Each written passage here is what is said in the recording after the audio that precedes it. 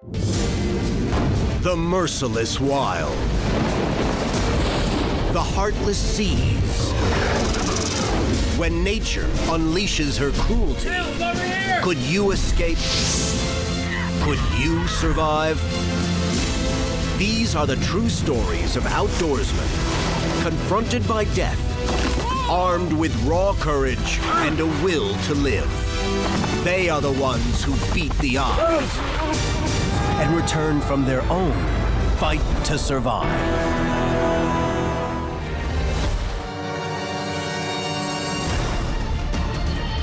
A lifelong bond of hunting, forged between father and son. The kinds of hunting we do is, elk, deer, antelope. Threatened to be pulled apart in the jaws of a Wyoming grizzly. He came straight at me. Forcing a father to decide his life or his son's. He was fighting for his life. Will either of them survive? The bear was on top of me.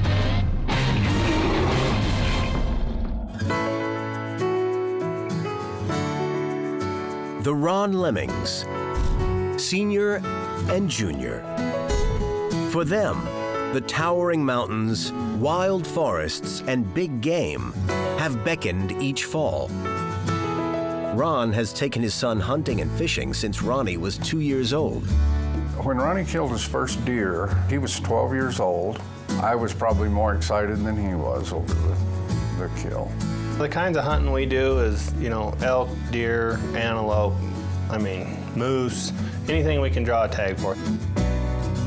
For father and son, it's the trail of the mountain man and the Native American as they ride their horses far into the rugged wilderness. We hunt with rifles and we hunt with bows. Usually we hunt with bows every year because you can hunt with a bow, and if you don't kill anything, then you can also go back during rifle season. I like bow hunting best. It's more of a challenge. You got to get in real close. There's just something about it. You're all camoed out. It's really close range. It's definitely more exciting, I think, bow hunting. In October 2009, the call of bugling elk draws the two men up to ride the High Lonesome, which is in fact home to every brand of wild game, including the deadliest. When we go up hunting in Boulder Basin, we see everything. We see, deer, elk, bighorn sheep, moose, of course, grizzly bears, black bears. The hunt has started well. They've had several chances at elk, and it seems just a matter of time, which fills their fourth day with excited anticipation. Before leaving camp, though, they ask for help and protection, as they always do. Please keep my son safe. We just more or less pray that we will have a safe hunt and maybe have an opportunity to get close to an elk or whatever, and then we'll take it from there. I think probably that morning when I said that prayer that I was hoping that I would have a bull elk in front of me and that he would guide that arrow and that I would finally get to put my tag on an elk. True today. Neither knows what their prayer may mean before the morning's over.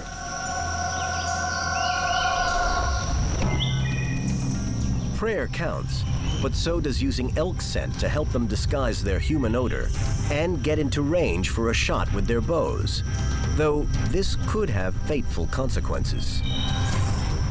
As the hunt begins, they decide that Ron Sr. will hunt below, while Ron Jr. calls from above and tries to get an elk to walk by his dad. We eased into our favorite little spot there and started calling, and right off the bat, a bull answered us and started coming in.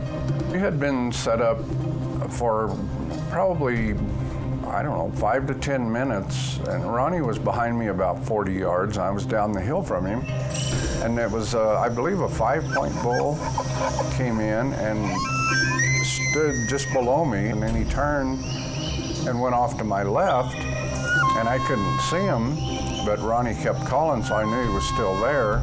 I was just waiting for him to move back in an area where I could get a shot at him. I seen that bull coming out, and he was right exactly where I thought he was going to come out, and my dad was in a perfect position. I thought for sure that was his elk. We were getting that elk for sure.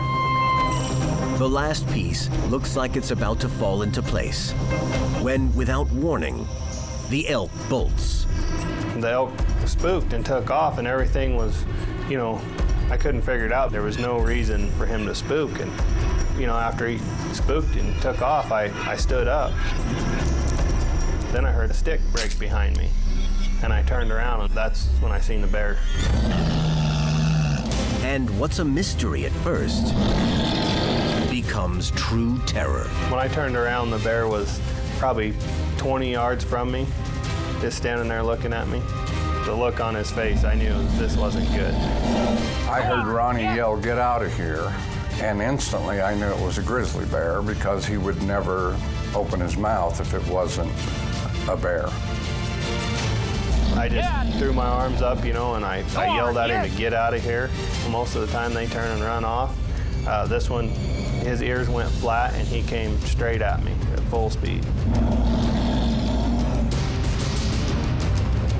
For Ron Sr., it's a nightmare playing out in horrifying slow motion. The very first thing that I thought of when I saw that bear behind him, just for a split second, I was holding him when he was a little tiny baby. And then my next thought was that bear's gonna maul my son. Can a man with only a bow and arrow in his hand rescue his son? And does he risk becoming prey himself?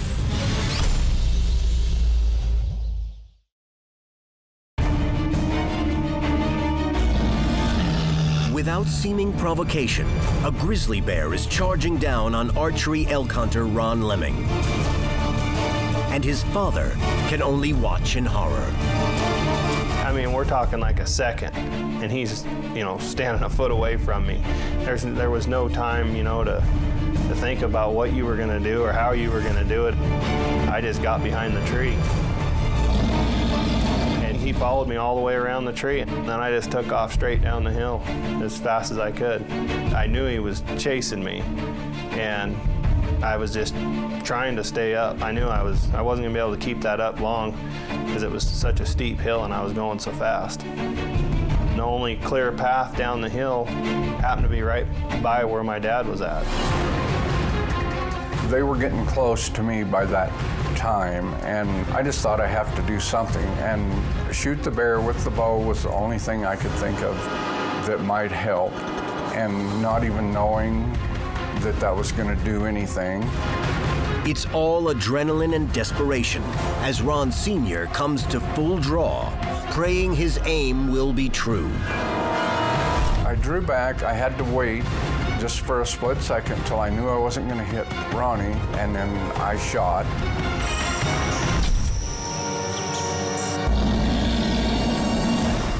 I had no idea that I had hit the bear. The way everything was going, it just seemed like, this little arrow didn't do anything. I saw my dad draw his bow back. I heard his bow go off, and I seen a flash of an arrow just go right by my leg. I didn't know if the arrow hit the bear, and about the same time, I was on the ground. I guess the bear had caught me at that point and knocked me down. The massive grizzly is now on top of Ronnie and about to clamp him in its powerful jaws and slash him with its raking claws. When I hit the ground, the first thing I could think of was, I didn't want to be on my stomach. I wanted to be on my back where I could see what was going on. And I rolled right straight over to my back. And the bear was, he was right on top of me, trying to look like he was, I know they always try to get at people's heads and at your face and stuff. And that was the only thing that was going through my mind, was to keep him away from my face and my head. The adrenaline and everything that was going on, I actually didn't even know that he had bit me at this point. Ronnie's laying on his back, kicking and slugging. I mean, he was fighting for his life. Somehow, Ronnie gets back to his feet and makes another run to escape the grizzly. took off down the hill again, and he's right on me, chasing me down the hill again. And I went to jump in between two trees, and the bear kind of pinned me down up against that tree, and it knocked the wind out of me, and trying to turn around and reach behind me, and that's when he bit through my hand. The bear is in for the kill. Ron Sr. has to resort to last-ditch measures to try to save his son, putting himself in harm's way. And I couldn't shoot there because, you know, it would have been a chance of the arrow going through the bear and hitting him. So I just thought the only thing I can do is try and get him off of him, and I started beating on it with my bow. After a little bit, I felt, you know, he got off me. All of a sudden there was no more weight on me, and I'm thinking, oh, he's gonna leave, you know. And I looked over and I could see my dad standing there, and I seen the bear take a couple steps towards him. And I thought, I don't have nothing left in me, and this thing's gonna go after him now. Ron Lemming Sr. may have only succeeded in giving the grizzly another target for its rage.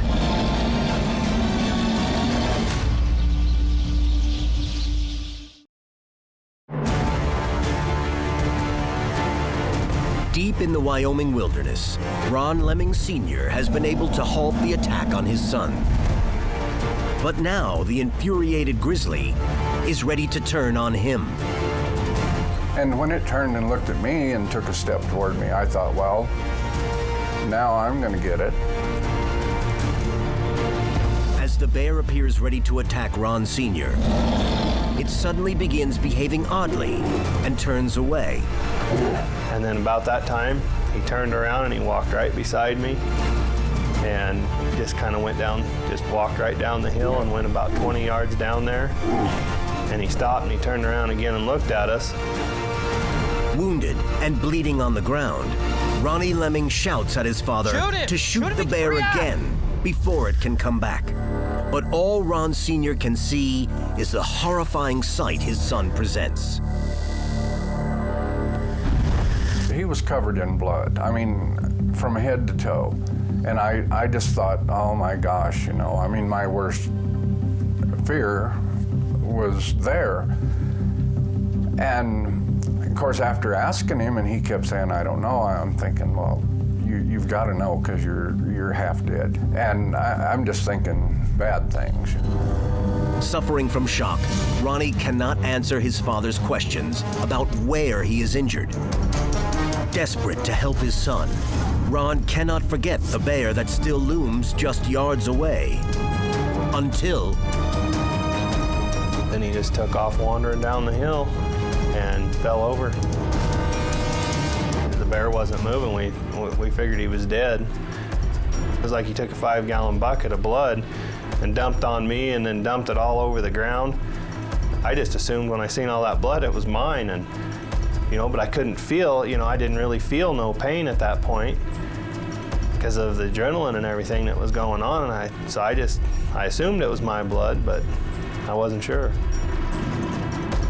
Surprisingly, maybe miraculously, they find that the vast quantities of blood are not Ronnie's, but were pumped out of the bear. Both hunters realize that grizzlies are a threatened species, and so there will be an investigation of this one's death, which they document with their camera.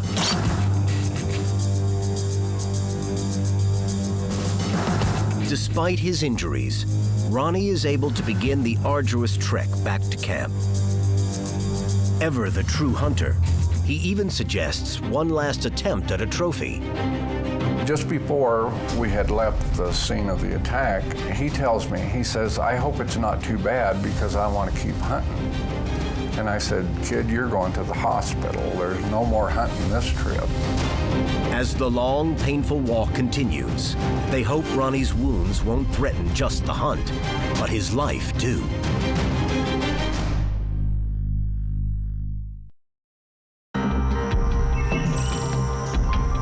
Wyoming's Boulder Basin outside Yellowstone has been the favorite wilderness hunting grounds for father and son Ron and Ronnie Lemming. But now it's become a territory of terror as they rush to reach medical help. On the ride to the pickup truck, the numbing effect of the shock fades, and Ronnie begins to feel the pain with every clopping step of his horse. I felt pretty good as we were riding out. We got a few miles from the trailhead, and then I could kind of, I started feeling some throbbing, and then I started feeling the pain, because it took us probably 6 hours to get back to where our pickup was. At trail's end of the torturous ride, Ronnie is able to get word to his wife, who can hardly believe what she hears. I had my cell phone in the pickup. We got down there, and I called her, and I told her I got attacked by a bear. She was kind of thought I was screwing around or something. She didn't really believe me. And I said, no, I really did get attacked by a bear. I said, I'm gonna have to go to the hospital. And he called and said that he'd been attacked by a bear, and I just thought he was joking. At first, I was just like, oh, brother, because in my mind, if you're attacked by a bear, you're dead. 12 hours from the time of his attack by a grizzly bear, Ronnie Lemming and his father pull into Ronnie's driveway. When I saw him fall to blood, it just kind of hit me like, man, this is real. This is really happening. Then it was just kind of like, okay, get in the car, we need to go to the hospital.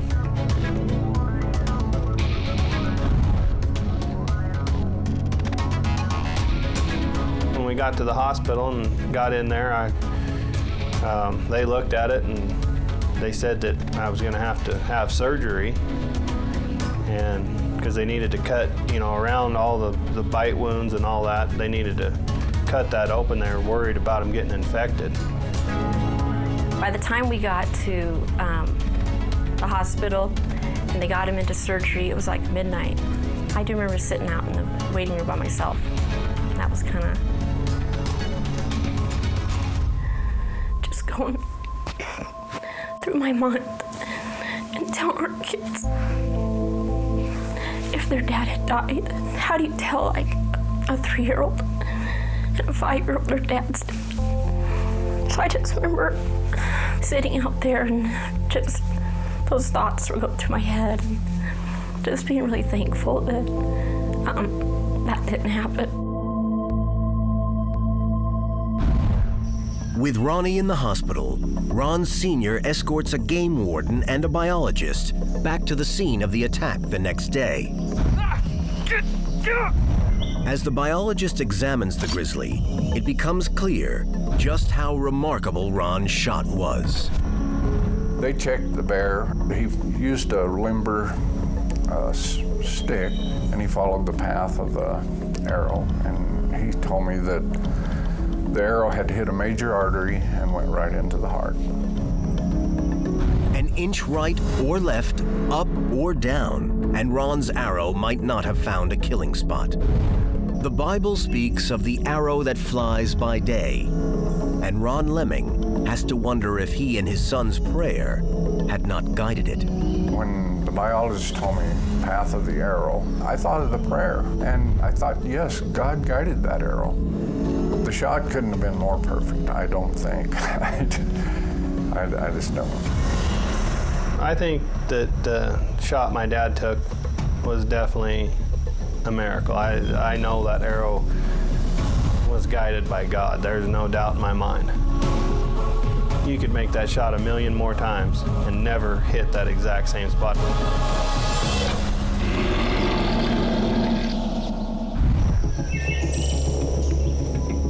When the warden is satisfied that killing the grizzly was an act of self-defense, he presents the Lemmings with the grizzly's skull and claws to mark their brush with death.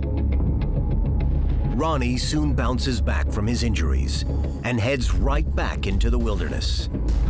Today, Ron and Ronnie do not apply the masking elk scent that may have provoked the bear's attack, and they carry sidearms for protection. What's happened to me hasn't slowed me down a bit. I was back up there hunting a month after in the same spot. As far as hatred toward bears, I have none whatsoever. In fact, I love to see bears. I think they're one of the greatest looking animals that God ever created. I think about the bears more. I'm constantly on lookout for them. but you know, I was before too. I knew they were there. I knew they were dangerous.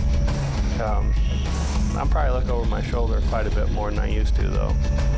You know, used to I could go up there and take a nap on a hillside in the afternoon. I don't do that no more. Father and son still ride their horses into the wilderness and bring their bows. And if anything, the ordeal they experienced has only drawn them closer. My dad's definitely my hero for this. I don't think anybody else could have done it. To stand there as close as we were to him and make the shot that he made, there ain't nobody I know that could have done that. Do I consider myself a hero? No, I do not. For one thing, he's my son. I love that kid more than life itself. I think he saved his own life too. The way he fought that bear when he was on his back, it was amazing. And I think a lot lesser men would have given up at that point, and they would have been dead. Yeah, what happens made me just respect life a little more. You know, I always did anyways, but you know, you just don't know. You know, you don't think it's gonna happen to you when you go out there. You know, I've been out there a million times and it's never happened, but it can at any time. The lives of a father and son rested on courage and instinct while balancing on the blades of an arrowhead, flying, perhaps, by the power of prayer.